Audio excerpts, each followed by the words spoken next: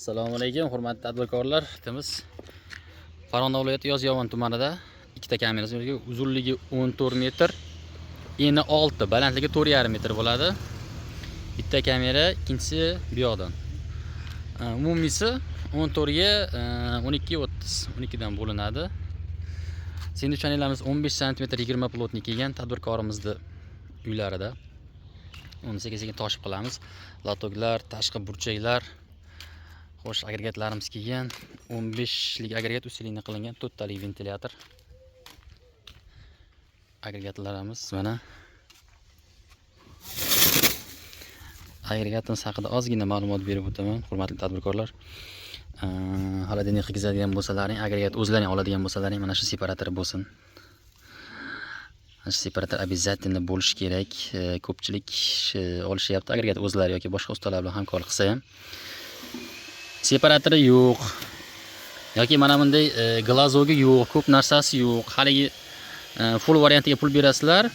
Nima deydi? Abezi yo'q, luku yo'q, magnitofon yo'q, jentra deganda gapda. Bunda hamma yo'g'i bor. Aqlli agregat. 1-200 dollar qimmat bo'lishi mumkin, lekin hamma yo'g'i bor. Sendvich panellarimiz kelgan.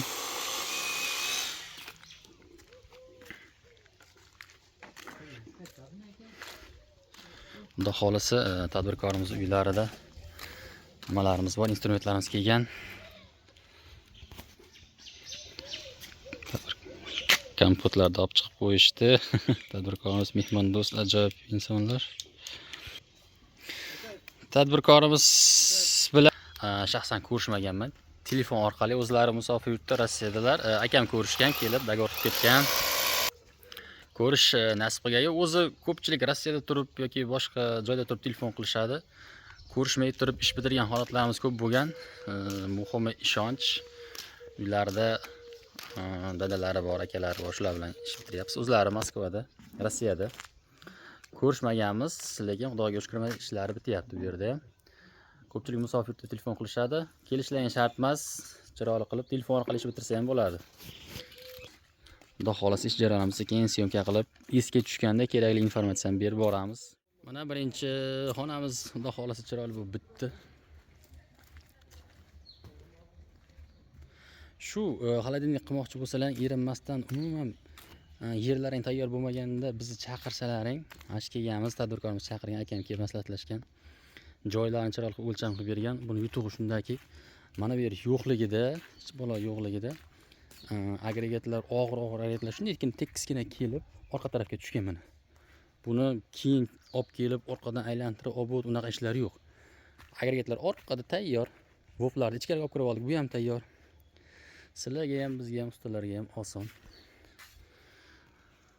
Birinchi xonamiz chiroyli bo'lib bitay deb qoldi. Mana shu agregatlarimiz, bunisini suramiz.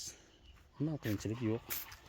Orqadan mana 1,5 metr joy tashlandi. 2 metr bo'lsa ham yaxshi.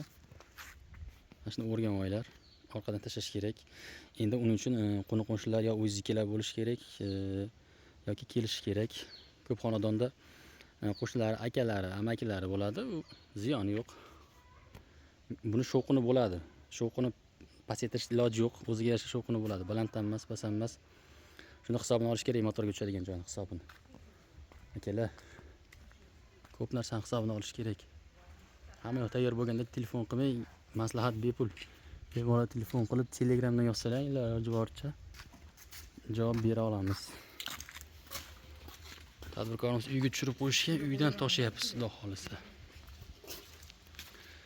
Sekin esga tushganda maslahatlar berib boramiz.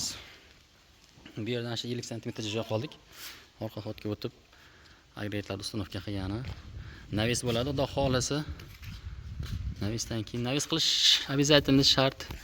Chunki xohlasak, xohlamasak yomg'ir o'tadi bundan. 1000 penalasangiz ham, 20 talasangiz ham ozmi ko'pmi yomg'ir o'tib qolishi mumkin. Shunaqa gaplar.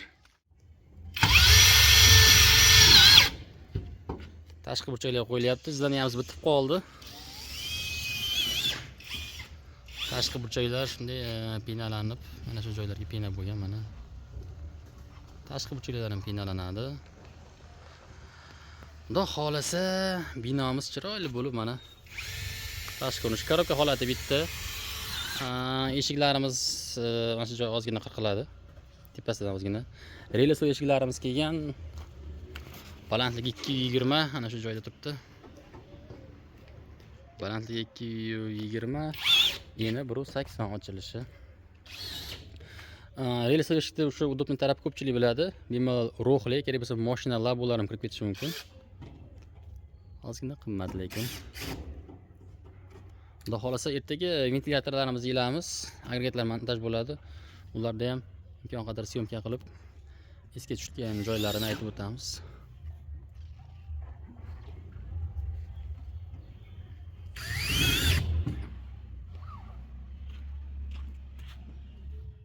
Eshiklarimiz ustunovka bo'lyapti, xudo xolasa.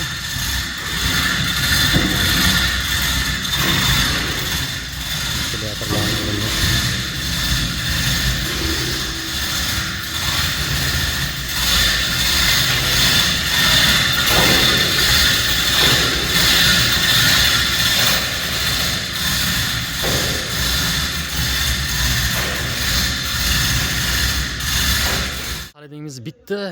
Eshiklari tayyor, bu eshigi ham tayyor. 3 faza kabel keldi. Mana shunday qilib, nima deydi? Vremenga tushirib turibmiz kabelni. Vaqtinchalikka, teraklar orasidan ketgan ko'rinyaptimi?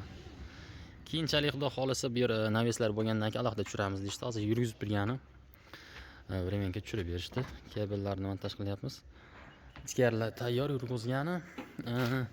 Sizlarga bitta kerakli informatsiya esimga tushib qoldi. Juda muhim o'z aslida olganda. Shuni sizlarga aytib o'tib ketaman. Orqa tarafda agregatlarimiz bor. Ana shunday qilib turbalari izolyatsiya bo'lyapti. Bu muhim. Juda muhim narsa shu ham. Lekin men aytmoqchi bo'lgan narsa bu emas. Xullas, agregatimiz bittasi u tarafga, bittasi bu tarafga qaragan. Nimaga? Sababiki bu juda katta havo tortadi.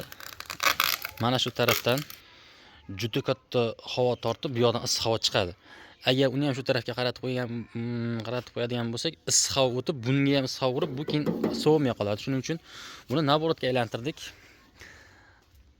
Uzunroq turibga ketsa ham, mana bunday bo'lib, uzunroq turibga ketsa ham, bu havoni bu yoqdan so'rib, bu yoqqa haydaydi.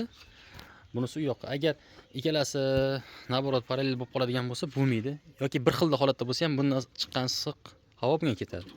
Shuning uchun bitta agregat qo'yadigan bo'lsalaring ham, ikkita agregat qo'yadigan bo'lsalaring ham juda katta havo tortadi. Oldi ochiq bo'lishi kerak. Oldini devor bilan kamida 3-4 metrgacha devor bo'lmaydi. Undan ham ko'proq. Orqasi ham shunaqa kengroq joy bo'lishi kerak.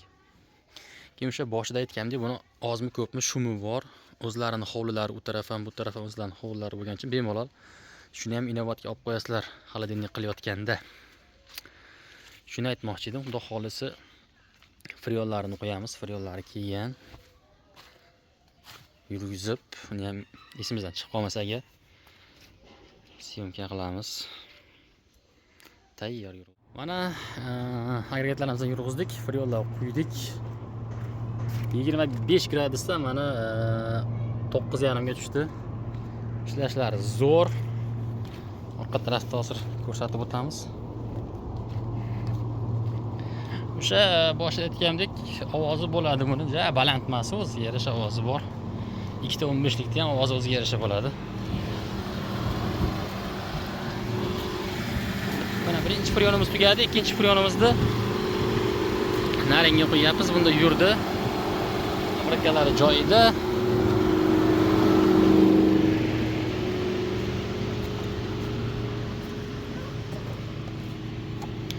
Mana frion qo'yish jarayonlari.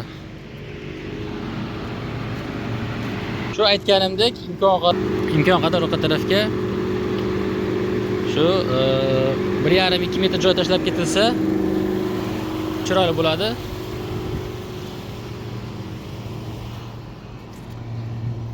Hozirimiz bitta tadbirkorimizni chaqirdik.